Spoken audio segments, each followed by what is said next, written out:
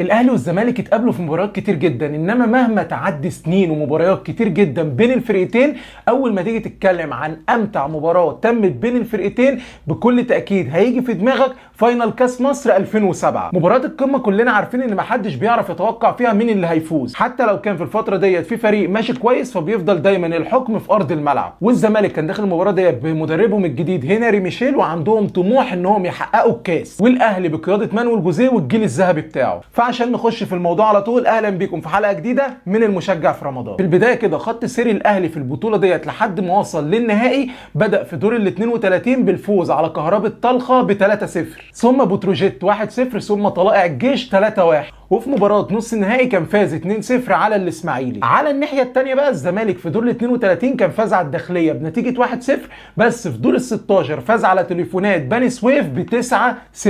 وفي ربع النهائي فاز على المنصوره 3-0، وفي نص النهائي فاز على بترول اسيوط 1-0. علشان في النهايه الاهلي والزمالك يتقابلوا في نهائي البطوله ديت في يوم 2/7/2007 على استاد القاهره بساعه الاستاد بالكامل. الاهلي دخل المباراه ديت بتشكيله في حراسه المرمى بتضم امير عبد الحميد، قدامه 3 وهم احمد السيد وشادي محمد وعماد النحاس، قدامهم 4 وهم اسلام الشاطر وبركات ومحمد شوقي وحسام عاشور، وقدامهم تريكا، وفي الهجوم الثنائي متعب وفلافيو. على الناحيه الثانيه بقى الزمالك دخل المباراه ديت بتشكيله بتضم محمد عبد المنصف، قدامه وائل الاباني والصفتي والعبدي، وخط الوسط كان بيضم طارق السيد وعلاء عبد الغني وتامر عبد الحميد واحمد غانم سلطان، وقدامهم حازم امام وجمال حمزه، ومهاجم صريح وهو عمرو زكي. عايز اقول لك ان الشوط الاول بتاع المباراه ديت كان في حته، وبقيه المباراه كلها كانت في حته ثانيه. بتتكلم في الشوط الاول ان الاهلي كان هو اللي ماسك كوره، هو اللي مستحوذ عليها، بس مفيش خطوره، بس مفيش هجمات صريحه. على الناحيه الثانيه الزمالك كان بهجمات على استحياء. فالشوط الاول يخلص 0-0 علشان الناس كلها، اي حد بيتفرج على الماتش دوت يقول لك ده هيبقى ماتش سخيف، وفي النهايه هينتهي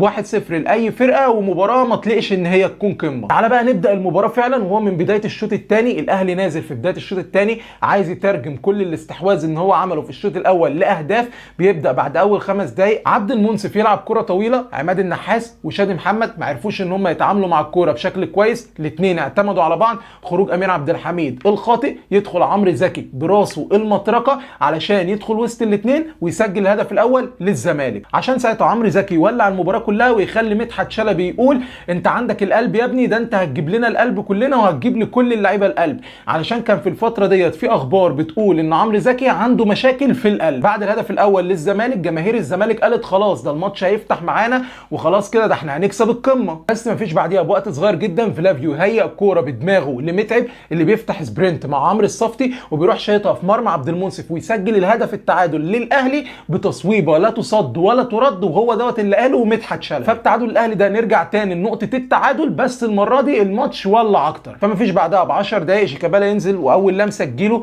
يروح مرقص الاول ويعدل الكره على شماله ويروح شايطها في مرمى امير عبد الحميد من بره ال 18، علشان ساعتها الزمالك يسجل الهدف الثاني والمباراه تبقى 2-1 للزمالك. بعد هدف بقى شيكابالا لعيبه الزمالك كلها رجعت علشان تدافع وتحاول ان هي تحافظ على التقدم لغايه ما المباراه تنتهي. في المقابل الثاني بقى الاهلي مسك المباراه ديت بالطول والعرض وضيع هدفين ما يضيعوش، واحده كانت لمتعب والثانيه كانت لاسامه حسني، لحد بقى ما جت الدقيقه 87 متعب ياخد الكوره جوه منطقه الجزاء ويلم واحد ويروح لعبها لشوقي اللي يمررها تروح الكره لتريكا اللي يحطها في مرمى عبد المنصف علشان يجيب هدف التعادل للاهلي في الدقيقه 87 علشان الاهلي يرجع للماتش في اخر لحظات المباراه، والمباراه في وقتها الاصلي تخلص بنتيجه 2-2 علشان نروح للاشواط الاضافيه وكل التوتر اللي عند الجماهير يعلى، لان ما بقاش في حد عارف مين اللي هيكسب ومين اللي هيحسم الكاس في النهايه. وبعد 9 دقائق بالظبط من الشوط الاضافي الاول شيكابالا ياخد الكوره ويمررها لجمال حمزه اللي راح موقفها وراح شايطها على شمال امير عبد الحميد علشان الزمالك يتقدم للمره الثالثه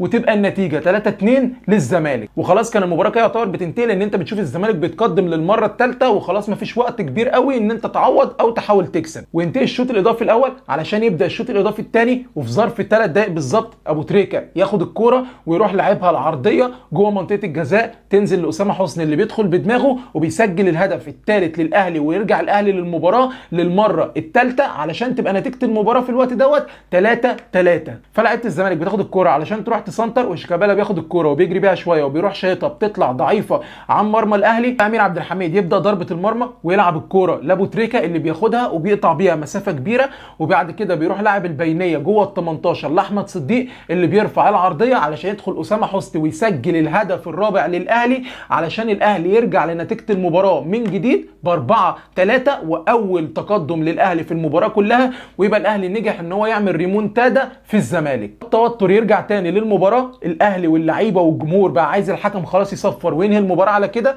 ولعيبه الزمالك عايزه تروح وتسجل هدف التعادل. فشيكابالا بياخد كوره وبيجري برده بمجهود فردي وبيشوطها بس تطلع بره المرمى. فالاهلي في الدقيقه 118 بياخد الكوره وهي بالظبط كوره الهدف الرابع بتاع الاهلي، احمد صديق برده بيلعبها العرضيه ولكن دفاع الزمالك بيخرجها، وبعدها وفي اخر دقيقه الحكم بيطلع لعمرو زكي الكارت الاحمر، وبعدها الحكم بيصفر علشان الاهلي يعلن ان هو فاز بالكاس رقم 34 في تاريخه والمره رقم 13 اللي بيجمع فيها بين الدوري وبين الكاس. المباراه ديت هي افضل مباراه في تاريخ القمه من وجهه نظري علشان حاجات كتير جدا. في البدايه كده عشان دي كانت اخر مباراه بتتلعب على بطوله بين الاهلي والزمالك والاستاد متقفل بالكامل، 40,000 للاهلي هنا و40,000 للزمالك هنا. وتاني حاجه علشان الاثاره اللي كانت في المباراه ديت، بتتكلم ان فريق كل ما بيتقدم الفريق التاني بيرجع، دوت بيتقدم دوت بيرجع، عشان في الاخر الفريق اللي بيرجع يسجل هدف في الاخر وينهي المباراه لصالحه. مباراه كانت عباره عن دراما ابعد مما تتخيل. وبعد المباراه جوزيه يروح للاعيبه الزمالك ويحييهم ويقول لهم ان هو كان مستمتع وان هو دوت افضل ديربي هو لعبه،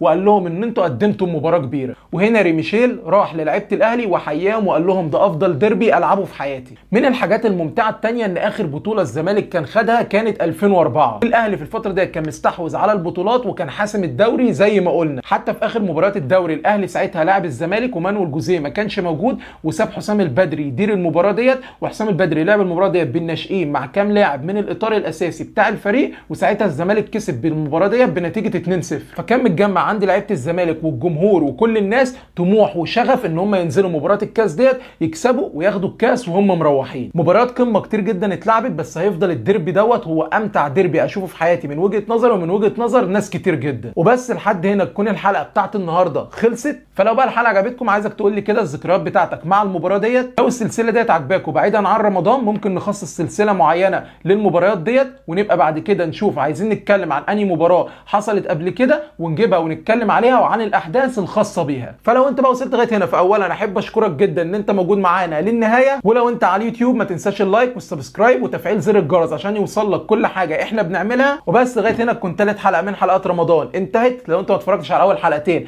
ارجع اتفرج عليهم هيعجبوك جدا. كان في حلقه عن تريكا والحلقه الثانيه كان عن افضل 11 لاعب في تاريخ الاهلي، والنهارده الحلقه الثالثه امتع ديربي بين الاهلي والزمالك. وفي النهايه كالعاده ما تنساش السلام.